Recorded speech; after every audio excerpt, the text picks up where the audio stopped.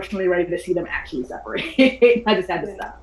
I think it's really interesting what you were saying in terms of the valuation of this friendship and this potential for a friendship breakup, because even in terms of the game design around how you evaluate something like singleness is really interesting. So in terms of thinking about how the rhymes will be structured, for example, we've had this ongoing conversation about like what are the big categories that the game sort of focuses on, and we've been able to think about things like, okay, work, your kind of money, your cash flow, your friendship, your dating life.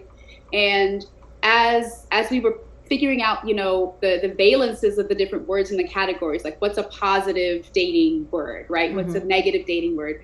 I was really struck by the word single, because it was like, well, that's not really, depending on where you're at in your life, it can be a multitude of things. And so this game has illuminated for me like all of the different values that we associate with words, and that it's really contingent on like where you're at in your life. And so it's like such an interesting thing that I hadn't thought about. I love that with my like game design professor hat on, because I really do think of game design as like this self-reflective activity, because it kind of forces you to think about like, okay, how do we mechanize certain things in life? Like, how do we actually take these things and turn them into systems and turn them into repeatable sets of rules and things like that? And so it kind of does force you to think about, okay, let's take this messy set of concepts and like put them into this framework.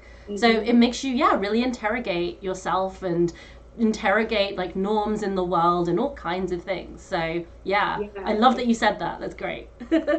It's been neat. I appreciate y'all. Sometimes I end up in my feelings when I'm composing, when I'm putting bars together, but I think that's, like you said, it's a process of self-exploration. It is, yeah. It is. The other thing I love about working on this game is the amount of real life stuff we can translate into this game. And Sam, you tweeted something earlier that I was just like, we need to discuss before this episode starts. We have 4 minutes. We have 4 minutes. I'm going to need you to explain what just happened and why we are now. Like I said, I am taking this to Tara tomorrow. Tara, for you guys, Tara's in London, so she is hard sleep right now. She's not going to be doing anything. She is our amazing chief design officer at Glow Up.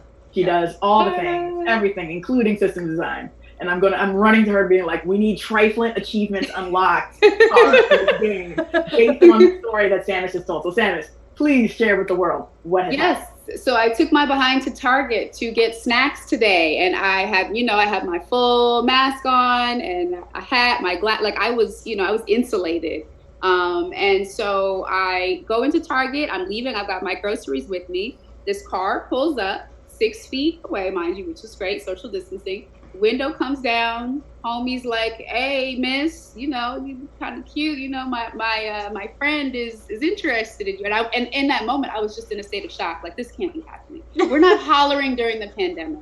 We're not hollering during the pandemic in the parking lot. You can't even see my face. Like, what is this? You want to be catfished? But was it about your face, Samus? Was it about your face? Also, everything else was blocked off as well. So there was really nothing to go off besides like an aura or something. Anyways. The vibe. The vibe, right?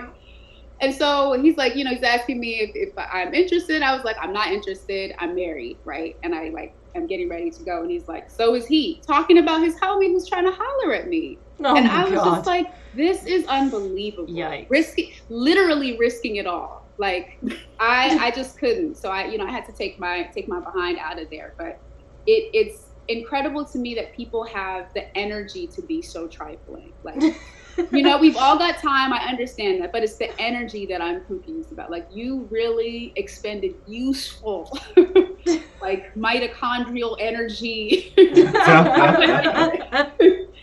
holler when you take your ass home to your family. Like, it was, So those are the dynamics we will be parsing out in this game. Yes. I'm like, that is a trifling achievement unlocked. I feel like we just need to have badges up. Oh my god.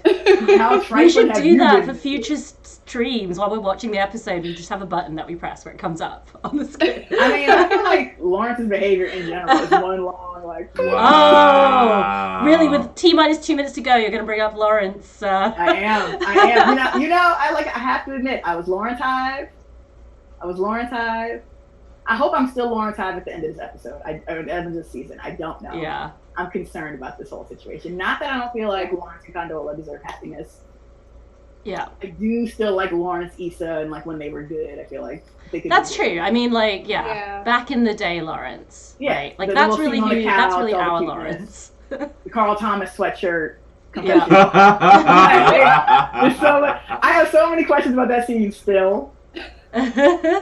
And just the big one is that Issa's in a halter in this scene. Like, what was the weather? What was happening in Los Angeles? These are the details. These are the details that I just want to know. But yeah, I mean, I feel